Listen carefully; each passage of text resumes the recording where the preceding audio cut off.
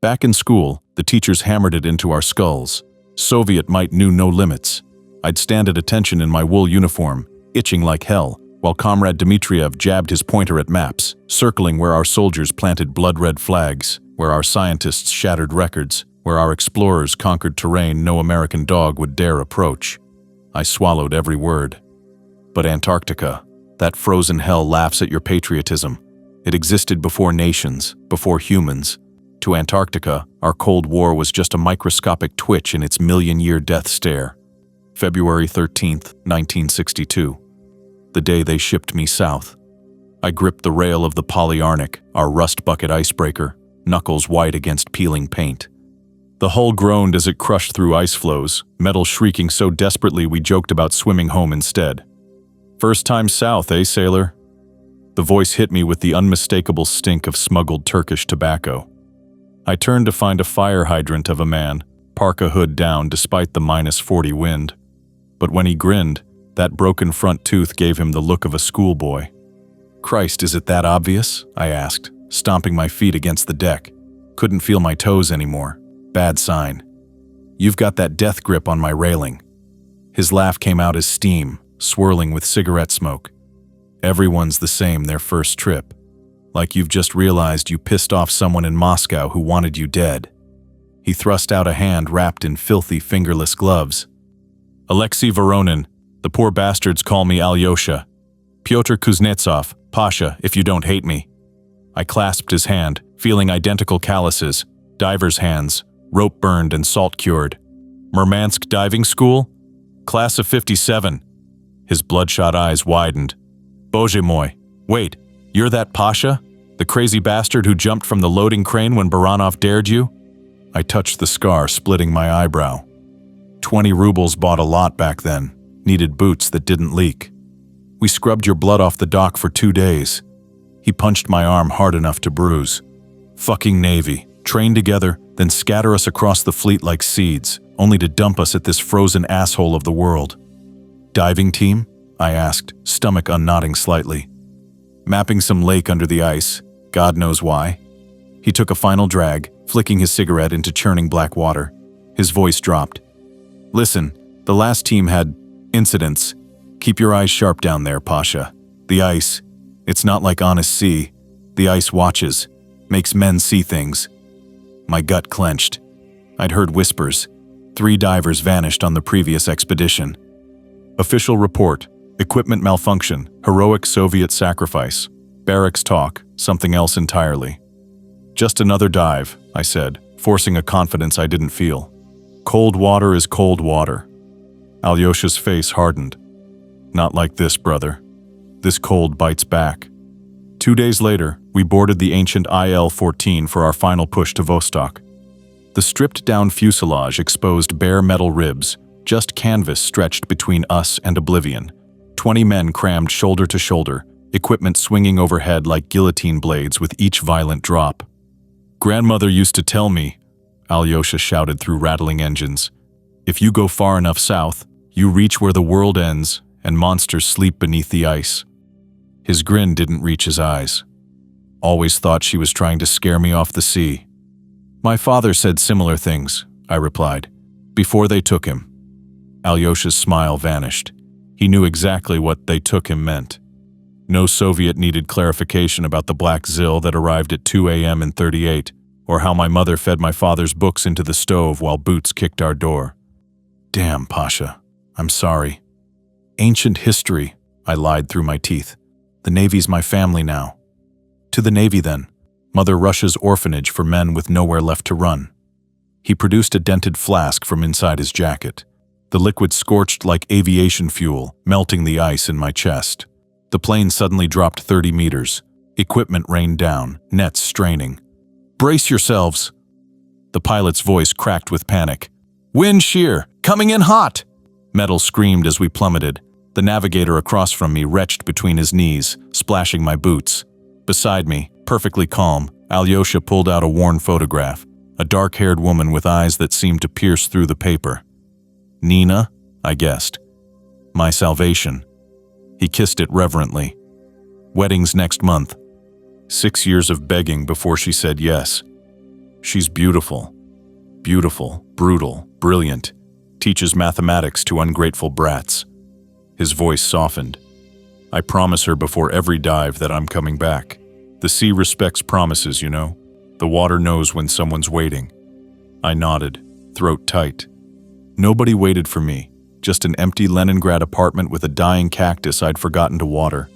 Mother died 2 winters back, pneumonia finally winning its war against her cigarette-scarred lungs. The Navy became everything. The crushing pressure at 40 meters, my only faithful companion. We hit the ice hard enough to crack vertebrae. The cargo door shrieked open, and Antarctica stabbed into the plane, howling wind carrying ice particles that cut exposed skin. "Move your worthless asses!" The loadmaster's voice cracked like a whip. 4 minutes before we're trapped! As we staggered down the ramp like drunks, I glimpsed squat buildings half swallowed by snow. A metal sign creaked on one rusted hinge. Vostok Station, in faded red paint. Below it, someone had carved "Abandon Hope" in Cyrillic. "Paradise at last," Alyosha shouted, lips already splitting from cold. "Da, if paradise froze solid and fell off Stalin's ass," I yelled back. Back then, if you'd asked if I believed in monsters or things that burrow into men's minds and hollow them out like maggot-riddled corpses, I'd have knocked your teeth down your throat. We were Soviets, for God's sake. We conquered space, split atoms. Fairy tales were for capitalist children and old women. But I would soon realize how wrong I was, because under that ancient ice lurks something that was old when humans were still apes. And it's patient. Terrifyingly patient. Inside Vostok Station, a rusting metal sarcophagus packed with 30 men who've forgotten what sunshine feels like. I trailed Alyosha through corridors so cramped our duffel bags scraped raw gouges in both walls. "Stoy!" A lieutenant with hollow cheeks blocked our path at a junction. "New divers?" He didn't wait for confirmation. "Medical clearance, then quarters. That corridor, 3rd hatch, left side. 800 briefing tomorrow. Don't be late." His breath steamed between blackened teeth. "Charming Mudak," Alyosha muttered as the lieutenant skulked away. "I'll save him a seat at my wedding, right between the village idiot and my rabid uncle." The medical bay was a glorified broom closet. Soviet and pilfered American equipment crowded metal shelves, the Western gear sporting hastily taped Cyrillic labels, as if that fooled anyone. Dr. Leonov didn't acknowledge our entrance, just kept scribbling on a clipboard. "Sit, undressed to waist." His Ukrainian accent sliced through his words like wire. He jammed a stethoscope against my bare chest without warming it. When he finally met my eyes, I noticed his left eye wasn't just bloodshot. The white had turned completely crimson. "Open!" He stabbed a penlight toward my face, studying my pupils with unsettling intensity. "Hallucinations yet? Visual distortions? Voices?" I snorted. "Been breathing your air for what? 2 hours? Answer directly." His tone could have frozen vodka. "No hallucinations. Should I expect them, doctor?" He didn't blink. "Perception disruptions are inevitable here. The altitude sickness combines with polar darkness and isolation. Some men see shapes at the corner of vision. Others hear whispers calling their names through ventilation shafts." He leaned closer, his breath reeking of Kazbek cigarettes and something medicinal. "Record all anomalies immediately. Do not discuss experiences with others unless medically critical. Understood, diver?" "Is that protocol for all Antarctic stations?" Alyosha asked, yanking his sweater over goosebumped flesh. Leonov's face hardened like quick-setting concrete. "This isn't Mirny or Bellingshausen. Vostok is different." He stamped our cards violently. "The men who survive here keep their mouths shut and their eyes on their assigned tasks." In the corroded corridor, Alyosha grabbed my shoulder. "Holy crap, Pasha. Was that supposed to reassure us? I feel like we've been assigned to a gulag where even the penguins get solitary confinement." We reached our quarters on level 2 and found Mikhail Barkov, a radio operator built like a T-34 tank with hands like shovel blades, occupying the bunk nearest the heating pipe. The 4th belonged to Lieutenant Pavel Yevdokimov, who didn't even twitch when we entered. Yevdokimov hunched over diving equipment, dismantling a regulator with clockwork precision. "So we're all dive team?" I asked, breaking the suffocating silence while jamming equipment under my bunk. Mikhail grunted, not looking up from his radio schematics. "I handle comms and gear. You two replace Gorovsky and Lemzin. They rotated out last month." He hesitated on rotated like the word tasted foul.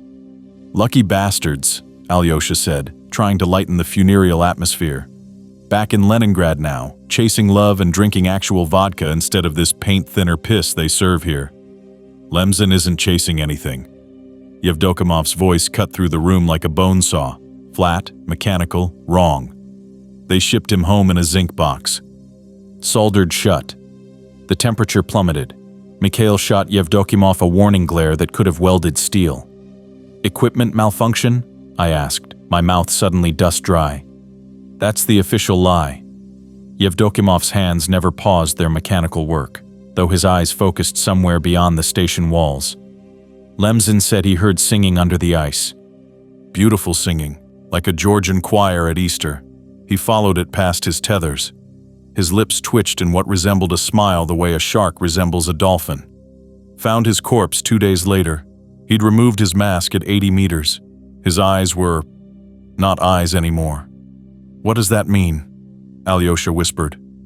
Yevdokimov finally looked up, like he'd seen something that rewrote him from inside, like he glimpsed truths were too small to comprehend. He returned to his work. "You'll understand soon. The ice speaks to everyone who listens long enough." Mikhail cleared his throat. "Ignore this pizza bowl. Been down here too long, brains freezing from inside out." He extracted a dented metal flask from his mattress. "Samagon. Medicinal purposes only. Station doctor's prescription." He winked and tossed it to Alyosha. Sleep never came that night. The station produced sounds no manual prepared me for. Not just the expected groans of metal contracting, but something else. Rhythmic scraping, like claws dragging along the outer hull. Tap, tap, tapping that might have been ice shifting or knuckles seeking entrance. And worst of all, whispering that hovered just below comprehension, like someone speaking directly into my ear while I slept. At 0317 exactly, Yevdokimov moved. I watched him dress with mechanical efficiency, gathering dive gear silently. "Where's that crazy bastard going?" I breathed once the door sealed behind him. "Bliad, you're awake too?" Alyosha's voice floated up from below. "Thank Christ. Thought I was hallucinating all this stuff already." "Third night running," Mikhail rumbled from across the darkness, making me jolt. "Claims Volkov authorized night dives to check equipment anchors. What a bunch of lies. He goes deeper every night, stays down longer. Returns. Different." "Different how?" I pressed. Mikhail's silence stretched so long I thought he'd fallen asleep.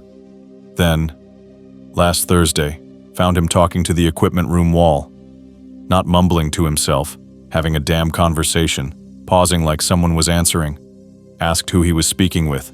Said my brother. But his brother took Hungarian shrapnel in '56. I checked his file. Leonov's questions about hallucinations suddenly made terrible sense. Could be isolation psychosis. 2 nights ago, Mikhail continued like I hadn't spoken. Antonov swears on his mother's grave he saw Yevdokimov checking satellite equipment. Thing is, Yevdokimov was sitting across from me in the mess at that exact moment. Antonov described him perfectly, down to the cigarette burn on his left sleeve. Ice crystallized in my veins that had nothing to do with the station's broken heating. That's impossible? Welcome to Vostok Station, comrade. Mikhail's bunk groaned as he rolled away. Free advice? Do your job, keep your head down, and never, never go anywhere alone. Especially not below level 3. Breakfast brought no comfort. The powdered eggs had the texture and flavor of yellow sawdust mixed with chalk. Men hunched over metal tables bolted to the floor, shoveling food mechanically, avoiding eye contact. At precisely 0800, Commander Volkov materialized. He was massive, towering even over the tallest technicians, with a barrel chest and fists like sledgehammers. "Attention!" Volkov waved dismissively. "Sit, eat." "I'm not here to inspect your table manners. For our new arrivals, welcome to Vostok. You're here because your files indicate both technical competence and discretion." His eyes swept the room with the precise movements of someone scanning for snipers. "Our mission remains unchanged. Mapping the subglacial lake beneath this station, collecting specimens, documenting Soviet scientific supremacy. The motherland leads the world in polar research, and your work directly supports this strategic objective." Something in his delivery felt mechanical, rehearsed, like a gramophone record played too many times. "The environment presents unique challenges," he continued flatly. "Isolation, extreme temperature variations, limited resources. Psychological effects are inevitable and must be reported to Dr. Leonov immediately. Follow protocols precisely. Do not improvise. Do not explore unauthorized sectors." His gaze locked briefly on Yevdokimov, who sat alone, staring into untouched tea with unblinking intensity. "Questions?" A young scientist with thick-lensed glasses half raised his trembling hand. "Commander, regarding the anomalous readings from Sector 3, specifically the thermal patterns indicating possible geothermal." "Preliminary data only," Volkov severed his words. "Nothing conclusive. Focus on assigned research sectors." The scientist persisted, voice quavering. "Sir, with respect, the sonar mapping clearly shows structural formations that can't possibly be natural ice." "Nothing has been confirmed." Volkov separated each word like individual bullets. "This is not a democratic collective, Comrade Kasparov. You have your orders." The room crystallized into silence. "Dismissed." Volkov pivoted with military precision and strode out. "What a charming specimen of leadership," Alyosha muttered. "I haven't felt this safe since the submarine fire drill where they welded the hatches shut." I was about to answer with another joke when sirens shattered the corridor. We followed the panicked herd into the comm center, a chaos of blinking consoles and frantically working operators.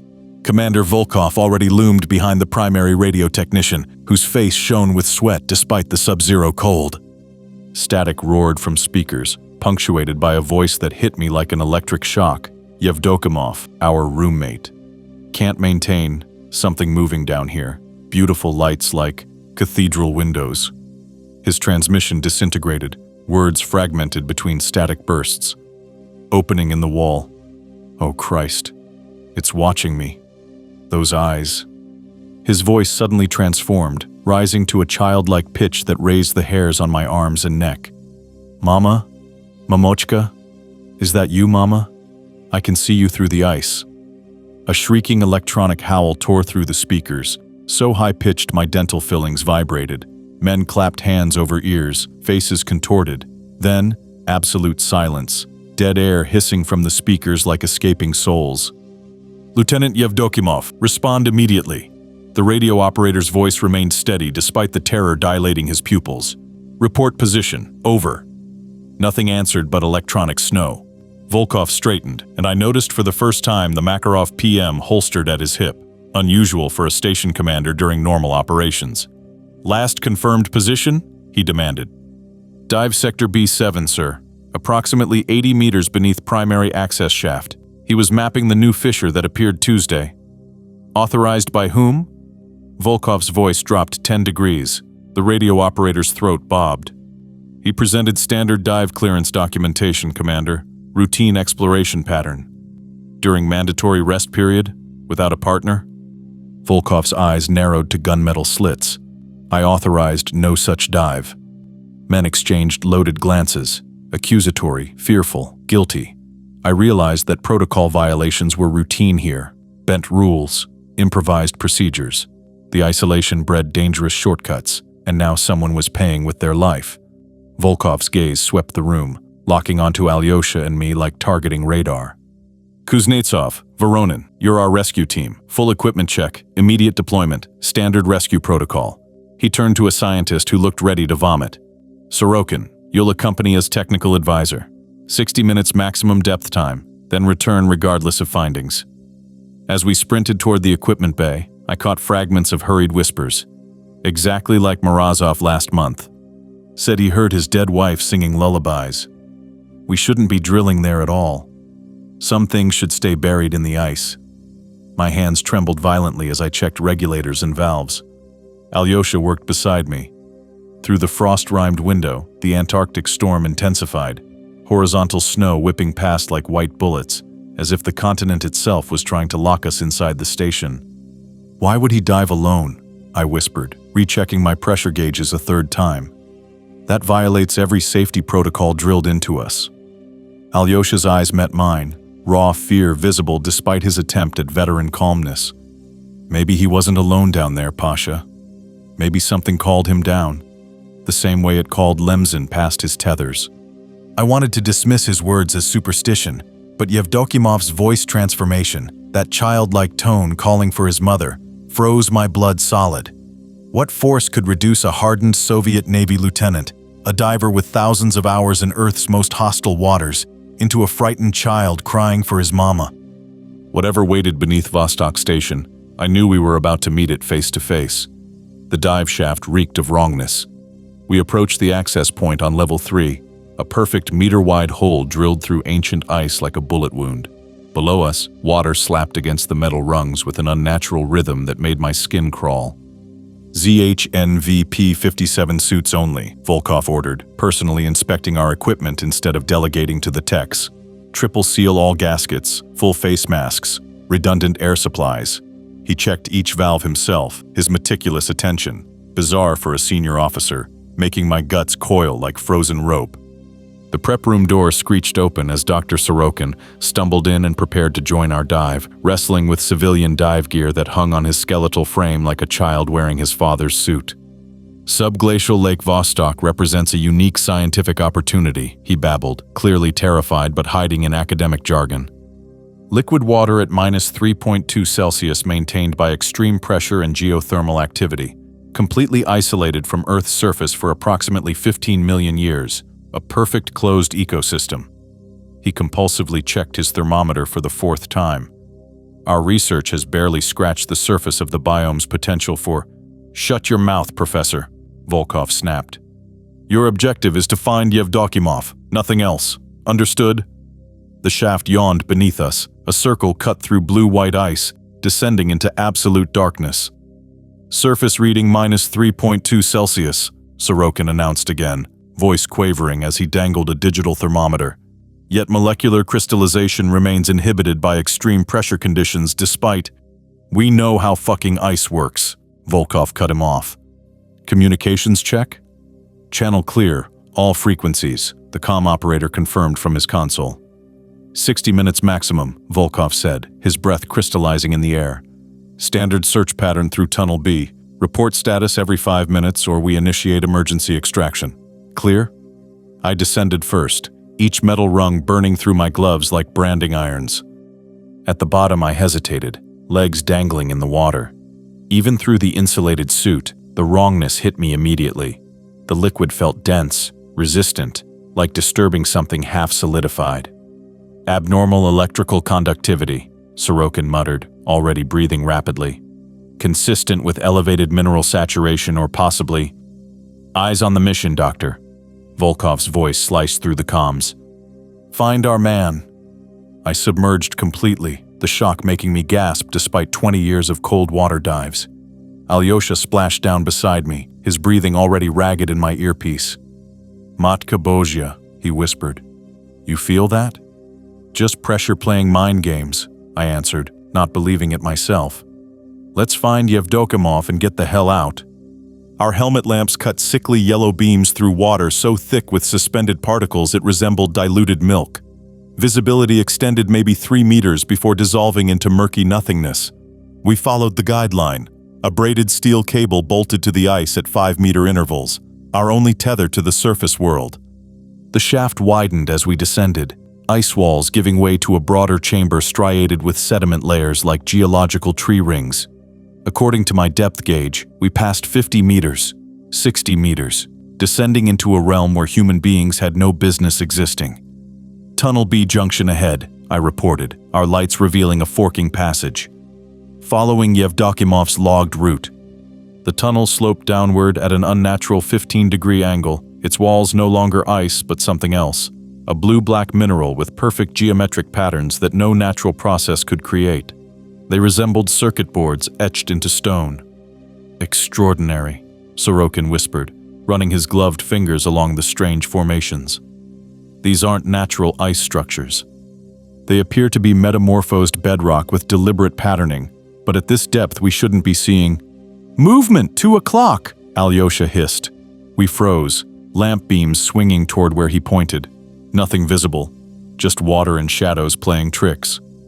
White shape, he insisted, voice tight with fear. Like a human hand, just beyond the light edge. Temperature anomaly, Sorokin reported, scientific curiosity temporarily overriding his fear.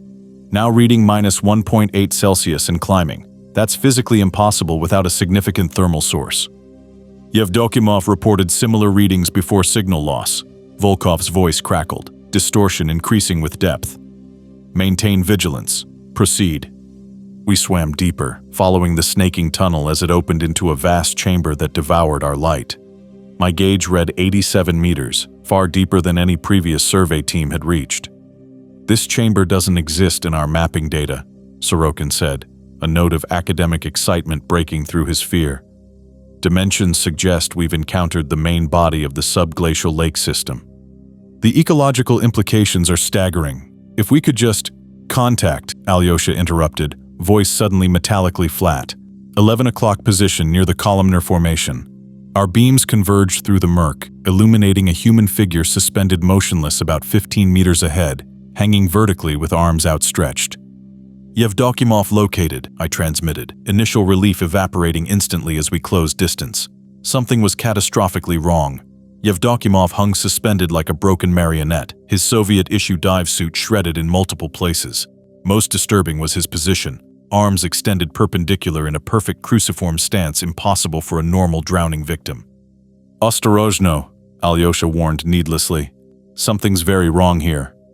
We approached from opposite sides, our lights fully revealing the horror. Yevdokimov's faceplate had literally exploded outward, fragments embedded in the surrounding water as if frozen at the moment of detonation. The force required would be astronomical, like a bomb detonating from inside his helmet. Through that shattered mask, I saw what remained of his face. My regulator nearly slipped from my mouth as I gasped involuntarily. Where eyes should have been were two perfectly circular holes burned into the skull, edges cauterized with surgical precision. His mouth gaped in what might have been a scream or ecstasy, teeth stained with a blue-black substance. Yobany Verot, Sorokin whispered. What could have? How did he? Recovery protocol now, I ordered, forcing clinical detachment into my voice while attaching a recovery line to his buoyancy harness. Immediate extraction. Wait. Alyosha's hand shot out, stopping me. What's that behind him? I shifted position, trying to see past the suspended corpse. My light caught something resting on the chamber floor 20 meters further, a rectangular shape half buried in silt. Too perfectly geometric to be natural. Man-made container, I reported, squinting through cloudy water. Some kind of box or crate. Sorokin pushed past us, kicking closer despite my warning hand. That's impossible. Nothing human could exist at this depth in a system isolated for millions of years. As my beam swept fully across the object, I made out stenciled lettering on one exposed corner. Cyrillic characters, partially obscured by sediment. A date, 1959. Soviet markings, I transmitted, disbelief making my voice crack. Scientific container, possibly equipment or samples. Previous expedition artifacts. Volkov's voice returned with sudden sharp tension. Disregard completely. Focus on personnel recovery and immediate ascent. Something in his tone triggered my instincts. He knew about this. Whatever that container held, Volkov was fully aware of its existence and desperately wanted it left undisturbed. Container appears severely damaged, Sorokin reported, either oblivious to or ignoring the commander's directive as he drifted closer. The wood has been violently fragmented outward, as if something broke free from inside. Ice crystallized in my veins despite the thermal suit. Sorokin, maintain distance from that object. We're here for Yevdokimov only. Too late. The scientist had reached the container, his light revealing its catastrophic condition.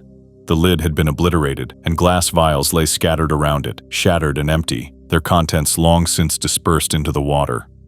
Appears to be biological sample containment, Sorokin muttered, professional fascination overriding survival instinct. But what organisms were they collecting? And why wasn't this expedition documented in our briefing materials? As I moved to drag him away, something shifted in the water behind Yevdokimov's corpse, a fluid movement just beyond our light beams, too deliberate for random current. I swung my lamp toward it, catching only a glimpse of elongated pale shapes retreating into deeper darkness, like fingers withdrawing into a fist. "We are not alone down here," I transmitted, voice tight with barely controlled panic. "Movement detected. Large entity." "Scientifically impossible," Sorokin objected automatically. "The isolation of this ecosystem precludes any large vertebrate."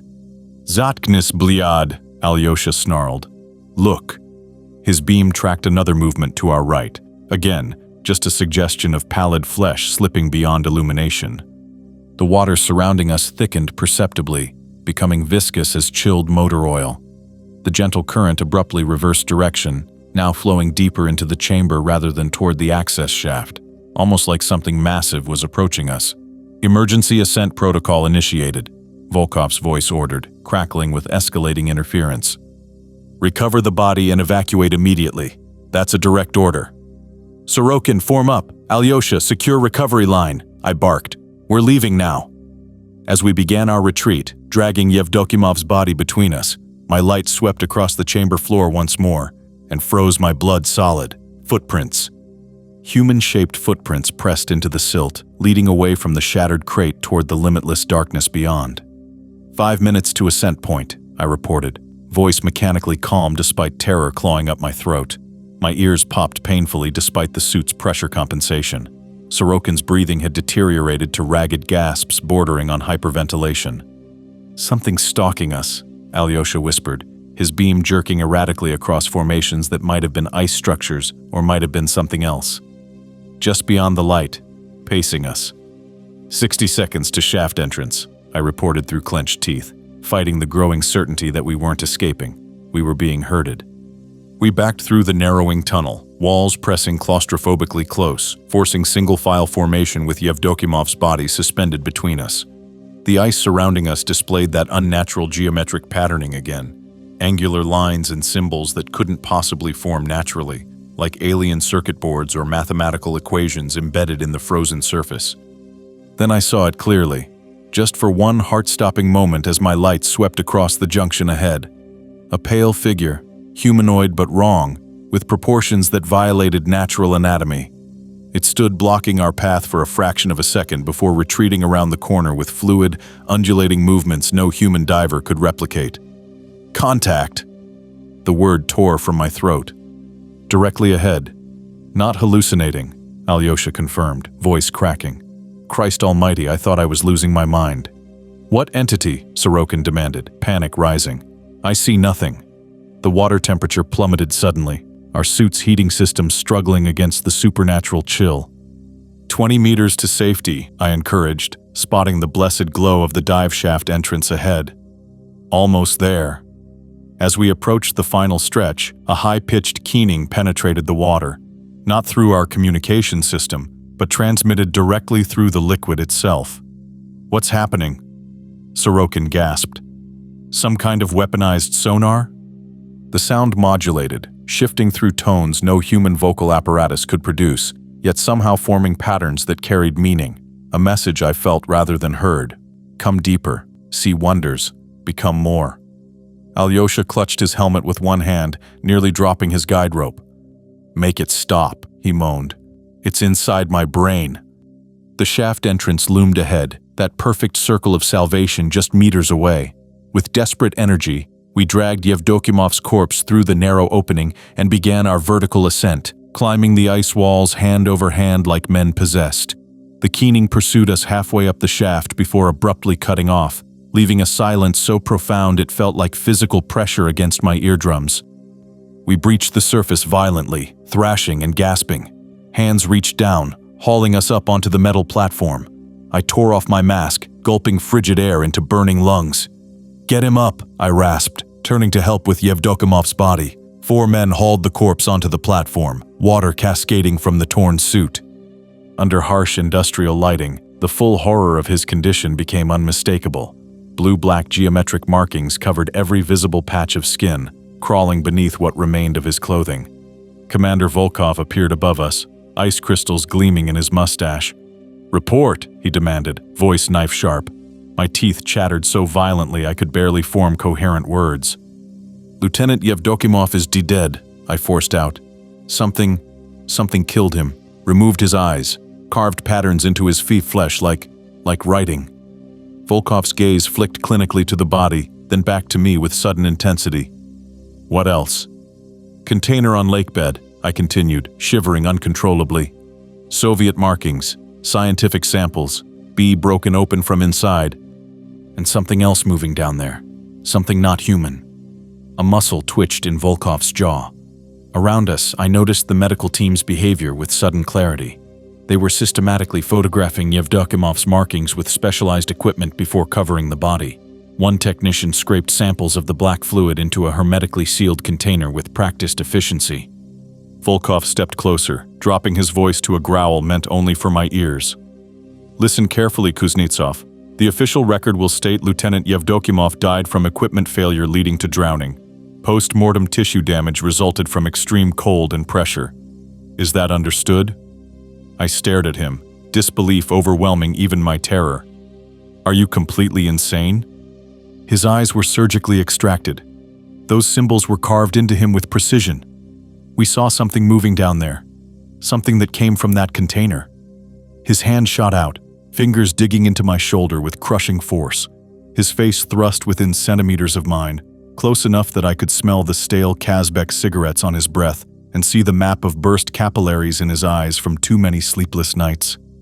Listen to me very carefully, he hissed, each word precise and cold as a scalpel. This isn't about you. This isn't about Yevdokimov.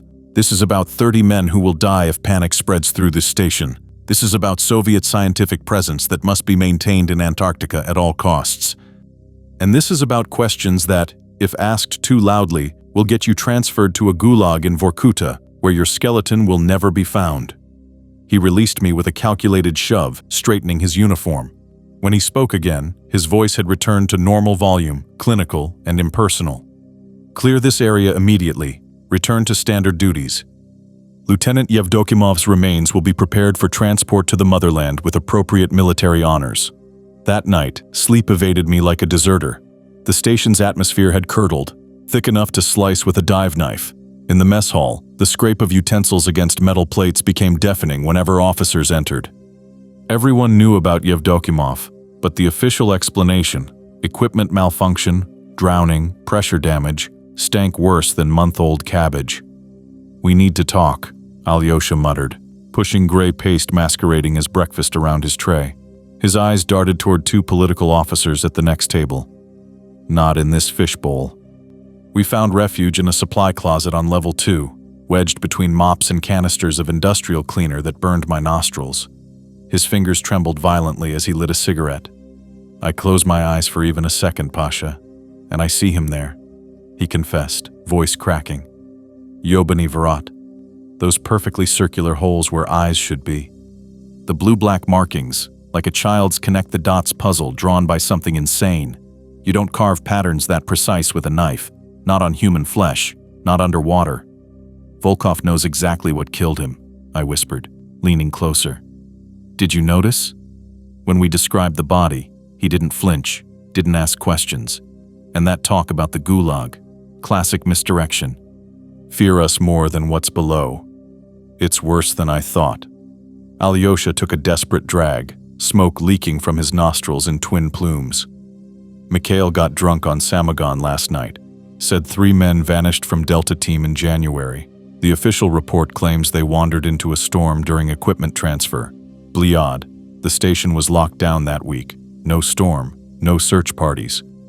Just 3 beds stripped and footlockers emptied before anyone noticed they were gone. A shudder racked his frame. This goddamn icebox has secrets, Pashka. The kind that get you a Makarov round in the back of your skull if you dig too deep. A sudden commotion erupted outside. Raised voices, then a crash, followed by unnatural silence. We exchanged glances before cautiously pushing open the door. 20 meters down the corridor, a knot of men had gathered outside the mess hall. They stood frozen, backs rigid with tension, no one speaking above a whisper. Technician Baranov, a mountain of a man who once bench-pressed an outboard motor on a drunken bet, was frantically crossing himself, orthodox style. What's happening? I gripped his massive forearm. Baranov's eyes were dilated with naked terror. He couldn't speak, just jabbed one trembling finger toward the mess hall doorway. Alyosha and I shouldered through the petrified crowd, then froze in the threshold, my heart seizing mid-beat. Sitting alone at the central table, perfectly centered beneath the flickering fluorescent light, was Lieutenant Pavel Yevdokimov, or something wearing a flawless copy of his skin. It wore freshly pressed navy fatigues with perfect creases, ribbons precisely aligned, not a thread out of place. Its posture was ramrod straight, movements methodical as it raised an empty spoon to its lips, lowered it to an empty bowl, then repeated the motion with mechanical precision, exactly 4.5 seconds per cycle. When it sensed our presence, it turned with unnatural smoothness. "Christos na kreste," Alyosha breathed beside me, fingers digging into my arm hard enough to bruise. "Impossible," I whispered, cold sweat trickling down my spine. "We recovered his corpse. His body is in cold storage. I saw his eyes cut out." The Yevdokimov thing's lips stretched into a precise imitation of a smile. The expression never touched those fluid eyes. Then it stood up and walked past us without acknowledgement, exactly 71 centimeters from my left shoulder. "Follow it," I hissed, the rational part of my brain drowning beneath waves of primitive terror. We trailed the thing at a safe distance, watching it glide down the corridor with that unsettling fluid grace. It turned the corner at Junction 4B, moving out of sight. We sprinted forward, reaching the corner barely 5 seconds later. The corridor stretched empty before us, 30 meters of straight hallway with no doorways, no hatches, no maintenance ducts. Nowhere a human being could possibly disappear in the space of 5 seconds. But there on the metal floor, the wet footprints stopped abruptly mid-stride, as if whatever made them had simply ceased to exist between one step and the next. Alyosha slumped against the wall, legs buckling. His face had gone from ashen to green-gray, the color of 3-day-old corpses I'd seen pulled from Arctic waters. "What unholy thing did we bring back?" he whispered, voice stripped to a child's terrified whimper. The question hung in the recycled air, unanswerable. Whatever horror lurked under Vostok Station, we hadn't discovered it. It had discovered us. By day 4, Vostok Station festered like an infected wound. The whispers started. Sanity unraveled thread by thread. Grisha from communications skipped meals after claiming his reflection blinked 5 seconds after he did. Technician Orlov fired his service pistol at a storage locker he swore contained something breathing. Men clustered in protective groups, backs to walls, eyes darting toward ventilation ducts when they thought no one was watching. The incidents multiplied like cancer cells. Kozlov reported his shadow stretching toward a wall vent while he walked in the opposite direction. 3 separate men heard their wives calling their names from behind locked freezer doors. Wives thousands of kilometers away in Moscow apartments and Siberian villages. Dr. Leonov's medical cabinet rearranged itself nightly despite triple padlocked doors. The doppelgangers were worst. Sokolov, the head cook, was spotted chopping onions in the galley while simultaneously inventorying supplies in the storeroom, both versions performing their tasks with identical mechanical precision. Mechanic Barsukov waved cheerfully to his assistant from outside the generator building, at the exact moment Volkov was debriefing him in the command center. These duplicates always moved with that same uncanny fluidity, joints bending at subtly wrong angles, their expressions vacant beneath eyes like leaked watercolors. Volkov maintained iron discipline through calculated terror. "Altitude-induced hallucinations," he pronounced after Sidorov sobbed that his dead brother had followed him into the shower. "Polar night psychosis," he declared when the radio operator resigned after finding his double sitting at his console, mimicking his every movement 5 seconds ahead of him. Yet I caught Volkov posting armed guards at the Level 3 access ways, noted how he huddled with senior researchers at 0300 hours, their faces drawn with sleep-deprived dread. At 2:17 on the 6th night, I found Alyosha still awake, hunched in his bunk. His fingers trembled as they traced Nina's photograph in the sickly yellow glow of his reading lamp. Deep crow's feet had etched themselves around his eyes since the dive, his cheeks hollow beneath 3 days of stubble. "I can't stop thinking about him," he whispered without looking up, voice raw from chain-smoking black market cigarettes. "Yevdokimov, I mean. What did he see down there that hollowed him out? What if it's still waiting, watching us through the ice like we're specimens in a jar?" The radiator pipes knocked in the wall, once, twice, then a syncopated pattern that resembled nothing like normal thermal expansion. We both pretended not to notice. Those markings carved into his throat, I said, perching on his footlocker. They weren't random cuts, Alyosha.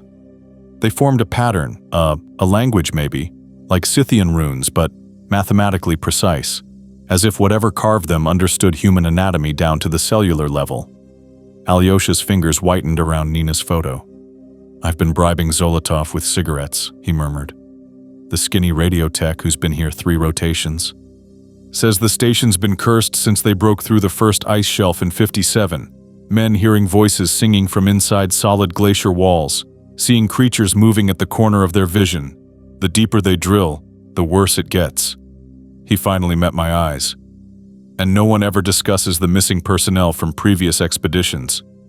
16 millimeters, I whispered. What? The expedition records, the ones Volkov keeps in his private safe, the real logs, not the sanitized versions Moscow receives. We need them, Alyosha. Tension crackled between us. Breaking into classified records meant political suicide at best, but something far worse stalked Vostok Station than party reprimand. Records office, level 2, section C. Tonight at 0100, Alyosha murmured. Shift change, 10-minute window. The archives resembled a mausoleum, windowless concrete, metal shelving sagging beneath the weight of Soviet bureaucracy, yellowed folders stuffed with carbon-copied reports, handwritten logs mottled with moisture stains, technical diagrams annotated with faded red ink. We worked methodically, flashlights gripped between our teeth, searching for anything older than 1960. Here, Alyosha hissed, dragging a rust-spotted filing cabinet from behind a stack of equipment manifests. Stenciled across its peeling paint was Prior Expeditions. The bottom drawer contained a leather-bound journal, its spine cracked, pages warped from moisture damage. Stamped inside the cover, Dr. Klimov. Many entries were illegible, ink dissolved into blue-black smudges, but certain passages remained intact, the handwriting deteriorating from precise Cyrillic script to increasingly frantic scrawl. February 13th, 1959. The sounds continue. Not wind, not shifting ice. Rhythmic, almost like breathing. The men joke about ghosts, but I see fear in their eyes. Gregor insists something watches us from the ice tunnels. February 27th, 1959. Breakthrough. Drilling revealed vast cavity beneath station, larger than anticipated. Initial samples show microorganisms unlike anything in taxonomic records. Komarov ecstatic, says they resemble nothing on Earth. March 4th, 1959. Tragedy. Komarov found in Tunnel C, completely frozen despite ambient temperature well above freezing point. His eyes, better not to describe. Command denied evacuation request. March 15th, 1959. They move in the water now. Pale entities with too many limbs. They observe us, learn from us. Gregor swears he saw himself walking from the supply shed yesterday, but he was with me in the laboratory all morning. The final entry, dated March 20th, was written in a trembling hand that degraded into nearly illegible scribbles before trailing off the page entirely. March 20th, 1959. They mimic us now. Perfect copies externally, but the eyes are wrong.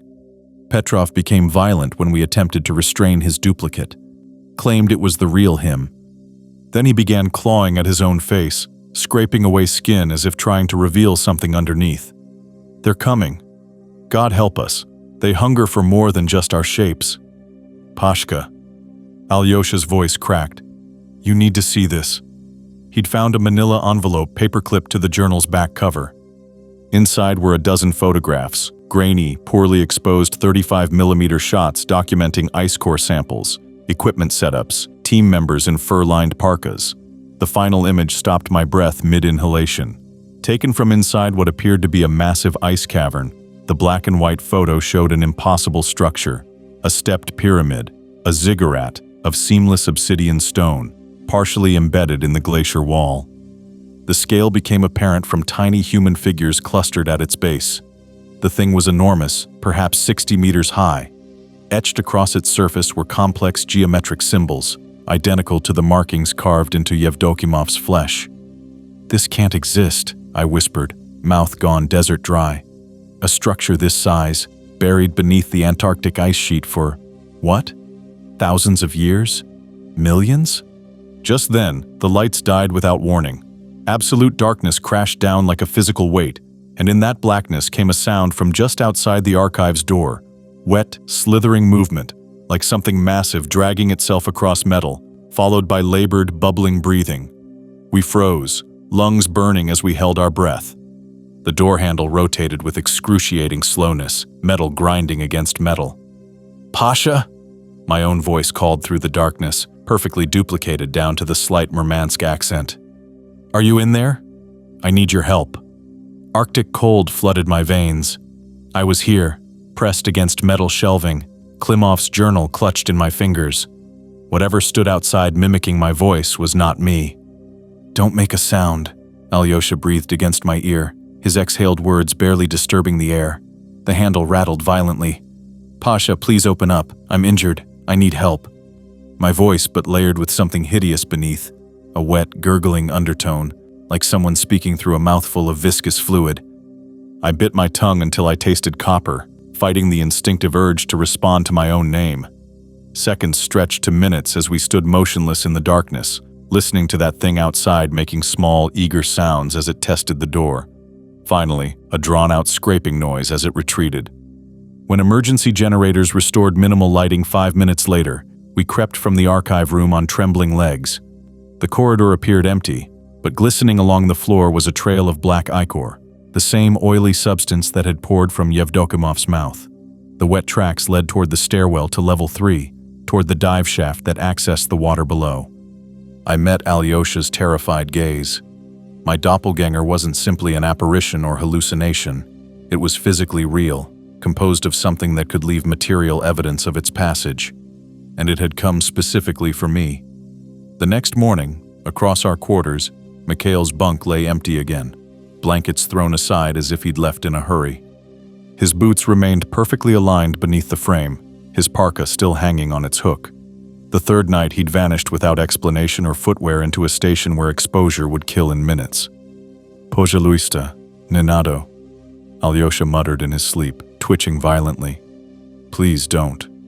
By breakfast, my mind was made up. I leaned across our table in the furthest corner of the mess hall, speaking barely above a whisper. "We're going back down. Tonight." Alyosha's spoon clattered against his metal bowl. "Have you completely lost your mind? You want to dive back into that hellhole that turned Yevdokimov into whatever that thing was?" I gripped his forearm, fingers digging into flesh. "Look at Petrov." I nodded toward a communications officer across the hall, staring at his untouched food with glassy eyes, mechanically raising an empty fork to his mouth every 7 seconds.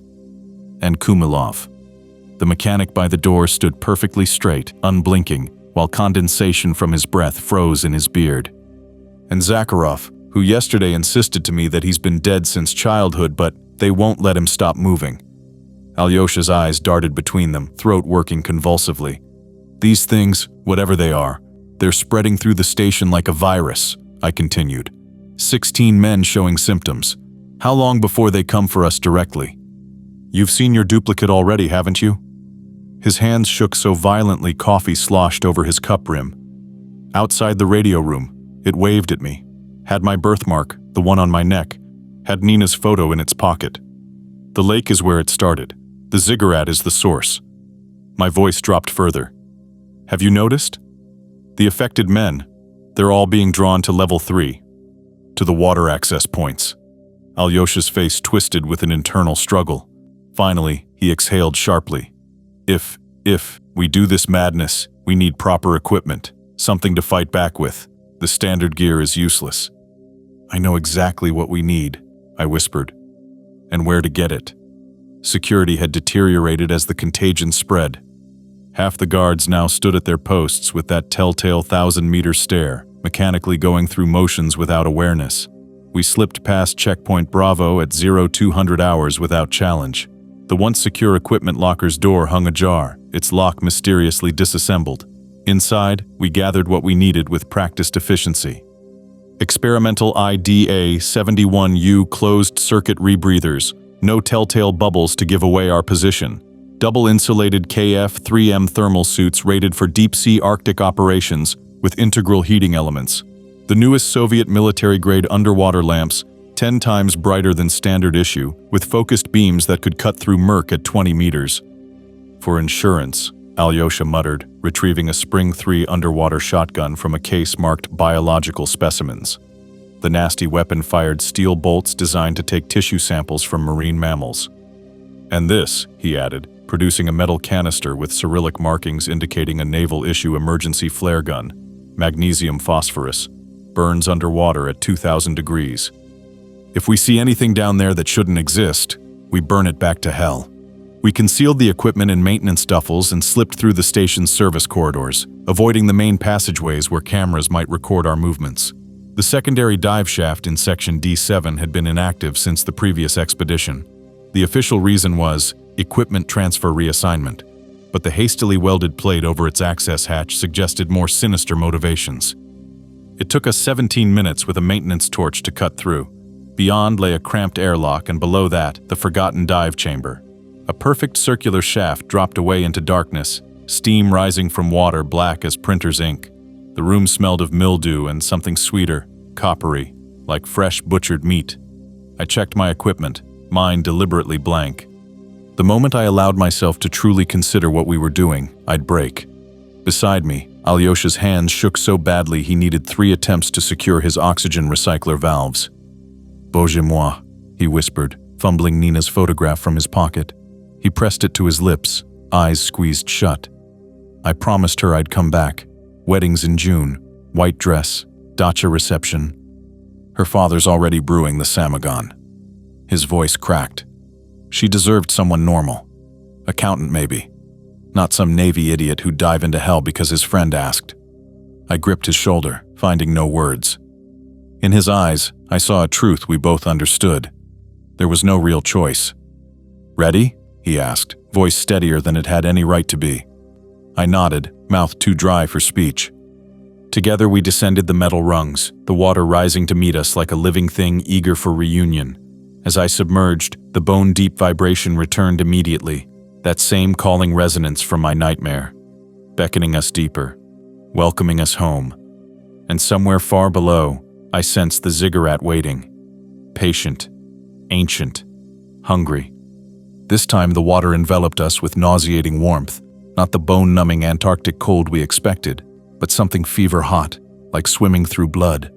Our lamps sliced through murk thick as beef stew, revealing a landscape that violated everything I knew about underwater topography. Pressure gauge reading normal, oxygen recirculation at 97%, I reported mechanically into my comm, desperate for the illusion of routine as we followed Tunnel B, Yevdokimov's death route. My heartbeat hammered against my ribs, each pulse vibrating my vision as we passed the exact spot where his mutilated corpse had hung suspended. Christ, Alyosha's voice crackled through my headpiece. 10 o'clock position. Pashka, you see that? His lamp beam illuminated a fissure in the tunnel wall, a knife slash barely wide enough for a man to slip through sideways. I checked my mental map of the survey charts I'd memorized. That gap doesn't appear on any station mapping. Exactly, Alyosha whispered. Someone removed it from the records. We approached cautiously. The narrow crevice widened after 2 meters, opening into a descending tunnel whose walls no longer consisted of ice. The material was stone, or something masquerading as stone, black as deep space and with the oily iridescence of a raven's wing. Etched across its surface were symbols identical to those carved into Yevdokimov's flesh, angular glyphs arranged in spiraling patterns that seemed to writhe at the edge of perception. Soviet engineering didn't make this, I murmured, gloved finger hovering over one particularly complex symbol, a series of interlocking triangles surrounding an oval with radial lines. The marking pulsed with subtle blue-green luminescence at my proximity. When I touched it, agony shot up my arm like an electric current. I jerked back with a strangled curse, fingers spasming inside my glove. "Don't touch anything. Look, they're responding to your body heat." Alyosha was right. The symbols nearest us had begun to glow brighter, spreading illumination to adjacent markings like a circuit completing. The effect rippled outward along the walls as the tunnel opened into a cathedral-sized chamber so vast our lamps couldn't locate its ceiling. The stone floor dropped away into an abyssal trench, and there, rising from darkness like a monument built by something that had only theoretically understood human architecture, loomed the ziggurat, black stone blocks larger than Kremlin limousines stacked in mathematically perfect tiers, forming a stepped pyramid that soared upward into darkness. No mortar joined the megalithic stones. They fit together with micron-perfect precision. The entire structure vibrated with subsonic frequencies that penetrated our suits, liquefied our bowels, and rattled fillings in our teeth. Each of the ziggurats' faces was carved with glyphs that pulsed with corpse-light luminescence, synchronizing with the thrumming vibration in hypnotic patterns that made my eyes water and stomach heave. "Gospodi pomilui," Alyosha breathed, executing a jerky orthodox cross through water suddenly thick as syrup. "It's real. The unholy thing is real." We drifted closer, caught in morbid fascination despite every survival instinct screaming retreat. The structure had to predate human civilization by geological epochs, yet here it stood, preserved in perfect condition beneath Antarctic ice. What ancient hands had constructed this? How had it been entombed here, thousands of kilometers from any other human settlement? Motion near the ziggurat's base caught my eye. Pale forms weaving between shadows, moving with the sinuous grace of eels, but with the horrific suggestion of bipedal shape. My pulse jackhammered in my ears as I gripped the Spring 3 spear gun. "Movement," I transmitted, voice tight with controlled terror. "Multiple contacts. Intercept course." The shapes converged at the ziggurat's entrance, a perfect triangular archway twice the height of a man, leading into absolute darkness. As they glided into our lamp beam's periphery, bile surged into my throat. They had once been human. The tattered remains of Soviet-issue diving suits still clung to several, red stars and CCCP insignia clearly visible on preserved fragments. But whatever humanity these divers once possessed had been hollowed out, leaving something else wearing their flesh like poorly tailored clothing. Their skin had turned translucent as jellyfish tissue, revealing shadowy rippling movements beneath that resembled nothing found in any medical textbook. Internal organs had been repurposed into alien configurations that pulsed with the same light as the ziggurat symbols. Most horrifying were their faces, stretched and distorted like reflections in a funhouse mirror, features melted and resculpted into crude approximations of human countenance. One creature detached from the group, gliding forward with a movement like seaweed undulating in current. With gut-wrenching recognition, I realized it wore the shredded remains of a diving suit identical to Yevdokimov's, the serial number KH-79, still visible on one shoulder patch. The Yevdokimov thing extended an arm, the limb stretching 2 meters through water that seemed to part around it. Fingers elongated toward us like pale worms. A voice materialized inside my skull without passing through my ears. "Join us. Become perfection." The words formed directly in my consciousness, bypassing language centers, arriving as fully formed concepts rather than sounds.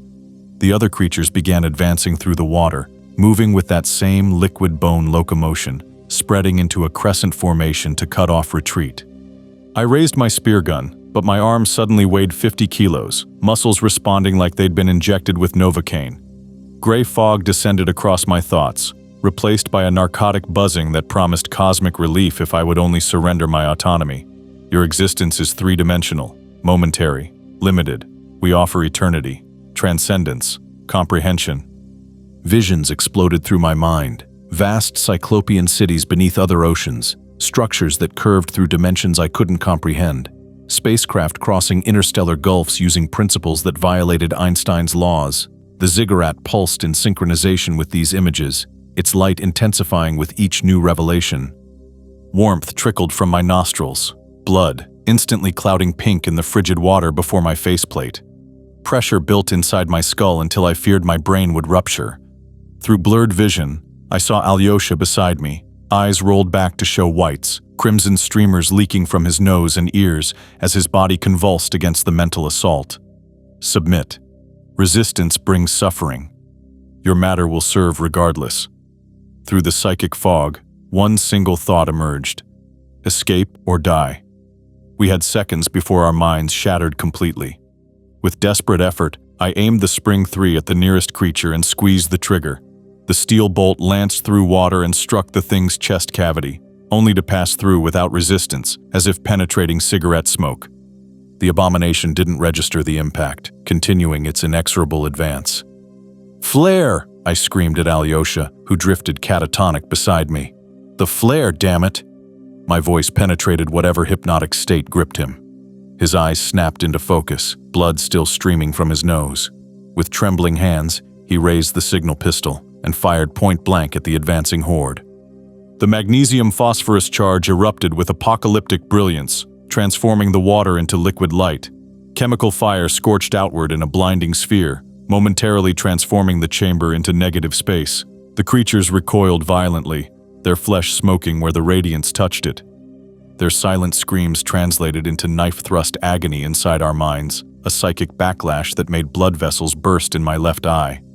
"Suka, it works," Alyosha choked, fingers frantically reloading. "They can't tolerate direct light." He fired again, creating a second sphere of blue-white fire between us and the abominations. The creatures retreated toward the ziggurat, flowing like spilled ink back into the triangular doorway. The mental pressure dissipated enough for clear thought to return. "Move!" I roared, kicking hard for the tunnel entrance. "Now!" Behind us, the ziggurat's humming crescendoed to physical pain levels. The chamber convulsed, massive ice chunks calving from the ceiling.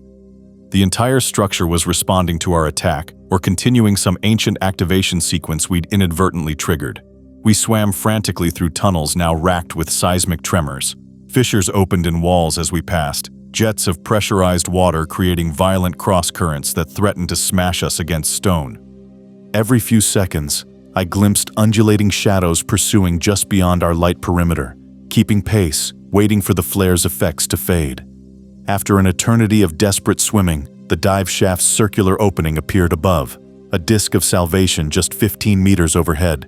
With the last reserves of our strength, we burst upward, breaking the surface with explosive gasps. Hands reached down, human hands, and hauled us onto the metal platform.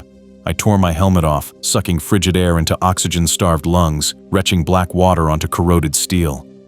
"Must warn control," Alyosha choked between heaves, water streaming from his suit. "The mimics, they're not hallucinations. They're transforming the crew, replacing them." Before we could collect ourselves, station alarms screamed to life, their wailing Dopplering through metal corridors. Red emergency strobes bathed everything in pulsing bloodlight. Personnel stampeded past our position, faces contorted with unreasoning panic. I grabbed a senior technician by his collar. "What's happening?" "Structural integrity compromised in sectors 3 through 7, he gasped, eyes dilated with terror. "Pressure barriers failing." Commander Volkov's ordered emergency evacuation, all non-essential personnel to surface transfer point. Transport plane arrives in 3 hours if the storm permits approach. My grip slackened and he bolted. Before we could follow, Commander Volkov himself rounded the corner, flanked by 2 guards clutching AK-47s with white-knuckled grips. His weathered face solidified into granite when he spotted us dripping lake water onto the corridor floor. "Where have you been?" he demanded. Past the point of self-preservation, I met his gaze directly. "The ziggurat, Comrade Commander. We saw everything. The converted personnel, the entities, the corruption spreading through this station." Something flashed across Volkov's face, fear and recognition, followed by bleak resignation, then hardening resolve. "Stupid, reckless fools," he hissed through clenched teeth. "You've accelerated the inevitable. Now we implement Protocol Null." He barked orders to the guards. "Prepare the termination charges. Full detonation sequence." "What's Protocol 0? Alyosha demanded, still gasping for breath. Volkov's eyes were empty as a shark's. "We sink the entire station, collapse everything under thousands of tons of ice, bury it all beneath the glacier where it belongs." Horror crawled up my spine. "You'll kill everyone still trapped down there." "They're already dead," he replied with mechanical finality. "Or converted into something worse than dead. What grows beneath us cannot be allowed to spread beyond Antarctica." Before we could protest further, gunfire erupted from a corridor junction 30 meters away. Screams echoed through the metal passageways, followed by the distinctive sound of automatic weapons fire. A guard staggered into view, uniform shredded, rifle raised towards something still out of sight. Blood streamed from his nostrils and ears. "They're coming up through the maintenance shafts," he screamed, voice cracking with hysteria. "Dozens of them. They're wearing our faces." Volkov yanked his Makarov from its holster, face ashen. Change of plans. All personnel topside immediately. We'll detonate from the surface and pray to whatever god might still be listening that it's enough. Total chaos erupted. We sprinted through the station's corridors, once orderly Soviet efficiency, now transformed into a hellscape of flickering KP-3 emergency lights and screaming personnel. The floor trembled beneath our boots as structural supports gave way somewhere below. I lost Alyosha at Junction 4D when a surge of panicked technicians separated us, a human riptide dragging me toward the upper levels. "Alyosha!" I screamed over the shrieking alarms, voice already raw. "Alyosha!"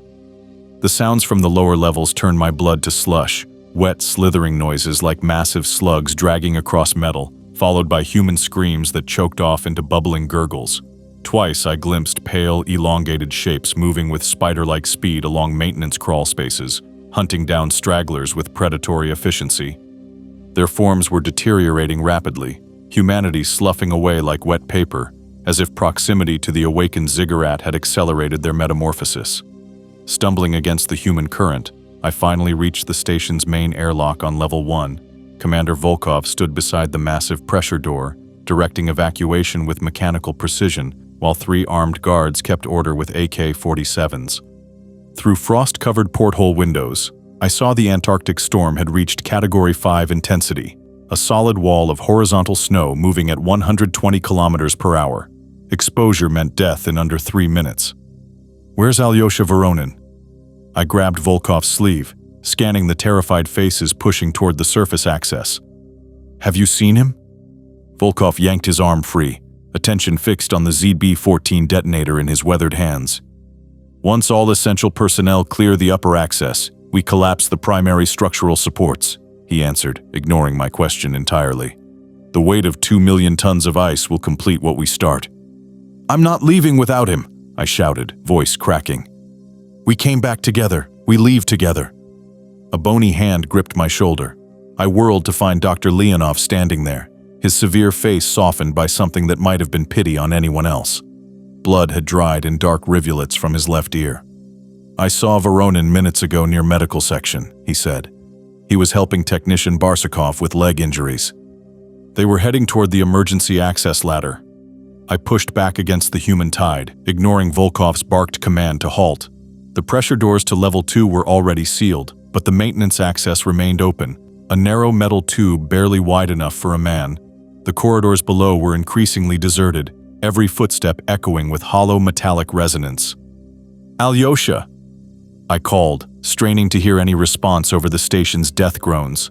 "Alyosha, answer me!" Movement registered at the far end of Corridor C, a human silhouette, instantly recognizable from hundreds of shared dives. Relief crashed through me like a breaking wave. "Slava Bogu, there you are," I shouted, already running forward. "We need to go Sechas, right now."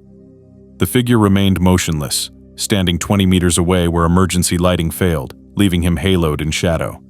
Every instinct suddenly screamed danger. "Alyosha?" My voice dropped, one hand reflexively seeking the diving knife still strapped to my thigh. He stepped forward into a pool of stuttering red light. It was Alyosha's face, Alyosha's body, but hideously wrong. "Pasha," it said in perfect mimicry of Alyosha's Murmansk accent, except for a liquid undertone, as if speaking through a mouthful of oil. "I found something wonderful in Section 6. You need to come see it. Come quickly with me now." Horror froze my muscles. "Where is he?" I snarled, backing away, knife now drawn. "What have you done with Alyosha, you Tivar?" The Russian word for creature felt inadequate for this abomination. The Alyosha thing cocked its head at a 60-degree angle, neck bending where vertebrae shouldn't allow. "I don't understand, Pasha. I am Alyosha Mikhailovich Voronin, your dive partner, Nina's fiancé." Its arms extended toward me. "Why are you afraid?" Blind panic propelled me backward, scrambling on hands and knees through slick fluid. The thing followed unhurriedly, moving with the casual confidence of a predator that knows its prey is cornered. When I reached the T-junction at Section 5C, I risked a backward glance and felt my heart seize. 3 identical Alyosha things now converged from different corridors, all wearing that same grin, moving in perfect synchronization like networked components. A pressure door labeled Medical Sector 3 stood partially open to my right, emergency lighting flickering beyond. Without conscious thought, I lunged through the gap, slamming the manual release behind me. Steel bolts thunked home as the pressure door sealed with pneumatic finality. The room beyond was surgical, operating tables with leather restraints, instrument trays arranged with obsessive precision, cabinets of medical supplies with glass doors. And strapped to the central table, conscious but badly beaten, lay the real Alyosha. His face was a topography of violence, left eye swollen shut, lips split in 3 places, dried blood crusting his nostrils and right ear. But his remaining eye widened at my appearance. "Pasha," he croaked through broken teeth, voice barely audible. "You came back. Slava Christu." I rushed to him, fingers frantically working the leather restraints binding his wrists and ankles to the operating table. "What happened? How did those things get you?" "Ambush at Junction 5, he managed, each word a struggle. 3 copies of Sorokin, perfect duplicates, but moving wrong, speaking in unison. Injected me with something." He coughed wetly, bringing up phlegm streaked with black. "They kept asking how we found the ziggurat entrance. They're frightened, Pashka. Frightened we'll discover how to destroy them." A heavy impact shook the outer door, something massive hurling itself against the steel. The center of the panel bulged inward 3 centimeters from a single blow. "Can you stand?" I asked, helping him upright as the last ankle strap came free. He nodded grimly, swaying like a drunk when his feet hit the floor. Blood immediately soaked his left pant leg from a deep laceration above the knee. "There's another way out," he gasped, leaning heavily on my shoulder. "Through the specimen lab, connects to level 1 emergency shaft." We staggered toward a connecting door at the bay's rear. Behind us, the pressure door buckled under repeated impacts, rivets popping from the frame with rifle crack reports. The metal screamed as something pried at its seams with inhuman strength. The laboratory beyond looked like a war zone, equipment smashed, specimen containers shattered across floor tiles, centrifuges ripped from their mountings. The far wall featured another doorway, this one a heavy submarine-style pressure hatch with a wheel lock. "Decontamination airlock," Alyosha explained, voice fraying. "Only link between quarantine and the main complex. Leads to upper-level access shaft." The wheel mechanism refused to budge under my initial effort, decades of corrosion seizing its components. Behind us, the medical bay door finally gave way with an ear-splitting shriek of tortured metal. The first Alyosha thing slithered through the gap, its form now barely recognizable as human. Only the face remained identifiable, though the skin had split along cheekbones and jawline, revealing pulsing blackness beneath. "Davai, davai, davai," Alyosha urged desperately. "Turn it!" With a final metallic groan, the far hatch swung open. Alyosha collapsed through it, leaving me to make the desperate leap from one door to the other. As I dove through the opening, something wet and rope-like lashed around my ankle. An appendage extruded through the widening gap of the first door. I kicked violently, felt the limb tear away with surprising fragility, leaving burning pain where it had touched bare skin. Alyosha helped me slam the final hatch, spinning the locking wheel with our combined strength until the mechanism engaged with a solid clunk. We collapsed against the corridor wall. "The surface," I wheezed when I could finally speak. "We need to reach the evacuation point. Volkov's initiating Protocol 0. He's going to implode the entire station." Alyosha's remaining eye fixed on mine, blood still leaking from his ear. "Then we'd better run like hell, brother, because I'm not dying in this frozen nightmare." The surface access loomed before us, a Type 6 pressure door labeled Surface Exit. Beyond it lay the Antarctic storm, brutal cold, and possible survival. I slammed my palm against the ZT-16 emergency release panel, praying the jury-rigged Soviet system hadn't failed like so much else in this doomed station. For 3 eternal seconds, nothing happened. Then with a pneumatic wheeze and hydraulic hiss, the massive door swung outward. Instantly, the -85°C Antarctic wind howled through the opening with physical force, driving ice crystals and flash-freeze snow before it. The temperature differential was so extreme my lungs seized mid-breath, eyelashes instantly frosting together. We staggered forward into a white maelstrom. The Category 5 storm had intensified further, reducing visibility to less than 2 meters. Through swirling snow ghosts, I made out vague silhouettes, modular KS-17 habitation units, radio antenna arrays. The the squared edges of parked GAZ-69 Antarctic variant transport vehicles. In the distance, a larger shadow loomed, the blessed form of the Antonov, and 12 transport aircraft, its turboprop engines already screaming defiance against the hurricane-force winds trying to pin it to the ice. "That way!" I shouted, words ripped away by the gale before they left my lips. I pointed desperately toward the aircraft barely visible through the whiteout. We lurched forward, but after 10 meters, Alyosha's injured leg buckled completely. He went down hard, disappearing beneath a sudden blast of wind-driven snow. I dropped to my knees, frantically digging through powder already accumulating over his prone form. "Get up!" I screamed, hauling at his arm. "We'll freeze out here. Move!"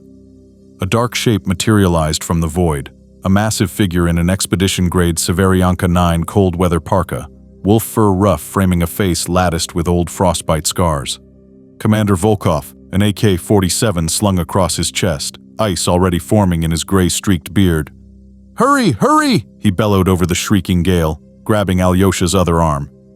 "The N-12 is waiting. Pilot says 30 seconds before he aborts takeoff. The storm is collapsing the runway."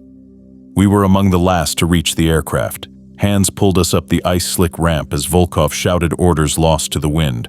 The aircraft lurched sickeningly as it fought against crosswinds that threatened to slam it back onto the ice. Through a small porthole window, I caught a final glimpse of Vostok Station, a cluster of prefabricated modules against the vast white emptiness, already disappearing beneath the storm's fury. Then I saw them, pale forms pouring from doorways, ventilation shafts, and emergency exits. Dozens of them, some still wearing the rough shapes of the people they'd replaced, others abandoning human pretense entirely. They flowed across the snow with hideous grace, moving against 100 km/h winds as if strolling on a calm day. Volkov watched them dispassionately through the window, ice melting from his beard in rivulets down his weathered face. From his parka, he withdrew the ZB-17 detonator unit, military-grade hardware with dual fail-safe triggers. "Forgive us, Lord," he whispered. His thumb removed the first safety catch, then the second. For a heartbeat, he hesitated. 30 years of Soviet military discipline warring with the enormity of what we'd awakened. Then he pressed the detonation sequence. For one endless second, nothing happened. Then a series of brilliant white flashes erupted beneath the station modules, too fast to track individually as primary support structures disintegrated. The main complex collapsed in sections like a building demolition in slow motion, swallowed by the very ice that had supported it for decades. Secondary explosions followed, orange-yellow fireballs erupting as diesel fuel tanks and compressed oxygen supplies ignited. The Antonov banked sharply away as the pilot fought for altitude, engines screaming at maximum power. Through the shrinking porthole, I watched Vostok Station, and whatever nightmare it had harbored, disappear beneath 1,000 tons of collapsing ice and driving snow. Volkov sagged against the bulkhead, suddenly looking as ancient as the thing we'd discovered beneath the ice. The detonator slipped from nerveless fingers, clattering to the deck plates. For the first time since I'd met him, his military bearing crumbled completely. "What have we done?" he whispered, voice barely audible above the aircraft's engines. "May God forgive us for what we woke, and what we left behind. They kept us at Naval Hospital number 17 in Murmansk for 42 days. Not patients, not exactly prisoners, something in between. A windowless wing in the basement level, doors that locked from the outside, KGB men in pressed suits bringing cigarettes and questions in equal measure. Describe the dimensions of the structure again, the thin one would ask, chain-smoking Cosmos cigarettes, a reel-to-reel recorder whirring on the metal table between us. Approximately 60 meters in height, I would answer for the dozenth time. Stepped, like a Mayan temple, but with 7 distinct levels rather than traditional 5. Black stone, seamless construction without visible mortar. Angular symbols arranged in spiral patterns that appeared to generate their own luminescence. And these entities, the fat one would interject, never looking up from his notepad. Former Soviet personnel transformed somehow? Elaborate on their physiological changes. Day after day, the same questions, different interrogators, same script. They were particularly fixated on the glyphs carved into the ziggurat's surface, making me draw them repeatedly, cursing when my shaking hands couldn't reproduce their mathematical perfection. They never called it a debriefing. They called it documentation of service incident. But I noticed how they leaned forward when I described the transformations, how their tape recorders sometimes switched off during certain portions of my testimony. Men from Scientific Directorate 8 joined the sessions, specialists in fields I'd never heard of, with academic credentials that seemed deliberately vague. Through the thin walls of my room, I sometimes heard Alyosha's sessions. His voice grew more frantic as weeks passed. Once I heard him screaming, raw animal sounds that continued until a door slammed and boots marched quickly down the corridor. They allowed us to see each other after 30 days. Alyosha's physical injuries had healed, but something fundamental had changed inside him. His eyes darted to corners where shadows gathered. His fingers mapped invisible patterns on tabletops. He startled at sudden movements, flinched when orderlies approached from behind. "They keep asking about the symbols, Pashka," he whispered during our monitored recreation period, his once robust frame having lost 15 kilos. "The ones on the walls, the ones carved into Yevdokimov. I think they've seen them before." His voice dropped further. "Last night, the skinny one, Vaskov, showed me photographs, other sites, other structures, not just Antarctica, Siberia, Baltic seafloor, black pyramids under the ice in Novaya Zemlya." He tapped his temple. "They're in my head now, the symbols. Sometimes they move when I close my eyes." The day Nina finally received clearance to visit, Alyosha wept openly, something I'd never seen in all our years of friendship. He clung to her with desperate strength, fingers digging into her coat as if afraid she might dissolve into something else, something with too many angles beneath borrowed skin. "Is it really you?" he kept asking, studying her features with fevered intensity. "Dokazhit min. Prove it to me." He made her recite details from their courtship that no doppelganger could know. The name of her childhood cat, the song playing when he first kissed her, the specific words he'd used when proposing the third time. I understood his paranoia. I felt it too. The constant gnawing dread that what we'd encountered hadn't been destroyed, merely inconvenienced. That sleeping ancient intelligence beneath the Antarctic ice was patient, so patient, and had found conduits to spread. On day 43, they released us, stamped our papers with classifications so high even the stamping itself was classified. The report, shown to us briefly, never permitted to touch it, categorized the entire Vostok incident as catastrophic structural failure due to extreme environmental conditions. No mention of the ziggurat, the creatures, the personnel who became something else. Those details vanished into sealed Kremlin archives, our names added to the specialized surveillance lists reserved for those who knew too much to ever be fully trusted again. They gave us medals in a small, private ceremony, Order of the Red Star with oak leaves. Medals we could never display, for heroism we could never discuss. They increased our pension allotments by 240 rubles monthly, blood money, though no one said it aloud, assigned us to new postings far from each other, far from anyone who might connect our experiences. I accepted a civilian position teaching maritime navigation at the Black Sea Merchant Marine Academy in Odessa. Alyosha and Nina married in a small ceremony before relocating to a fishing village near Sochi. We exchanged letters sporadically, carefully scrubbed of specifics, framing our shared experiences in coded language we developed during those hospital weeks. "The weather remains cold here," Alyosha would write, meaning the nightmares continued. "My diving students show little interest in deep water exploration," I would respond, signaling my own reluctance to confront the ocean's depths again. Years passed. The Soviet Union's cracks widened. Afghanistan became our Vietnam. Store shelves emptied. Politicians spouted hollow slogans through thinning smiles. But those official concerns seemed distant compared to the private horrors that never completely receded. The nightmares evolved but never vanished. Sometimes in the murky boundary between sleep and waking, I felt the ziggurat's subsonic hum vibrating through my fillings and bone marrow. Heard voices promising transformation, promising release from human limitations, if only I would surrender. I would wake gasping, sheets drenched despite the winter chill, convinced for several horrifying seconds that my skin had turned translucent, that something else was moving beneath it. Then, on February 17, 1978, a telegram arrived from Sochi. The yellow paper trembled in my hands as I read Nina's terse message. Alyosha missing for 3 days. Door found open morning of the 14th. Militia searching. No results. Come, if possible. I took the overnight train immediately.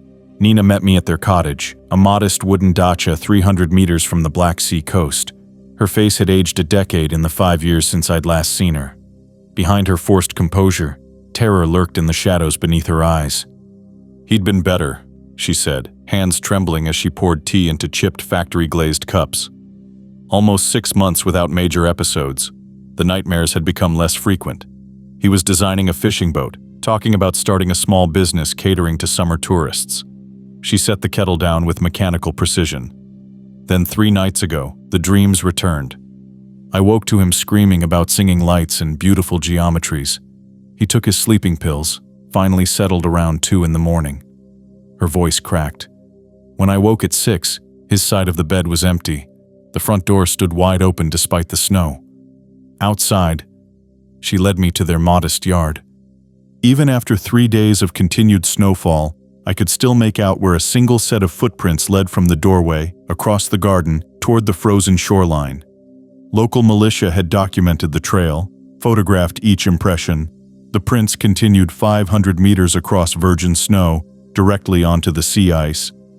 Then they simply stopped, as if Alyosha had walked out onto the frozen Black Sea and vanished mid-stride or been lifted vertically without disturbing the surrounding snowpack.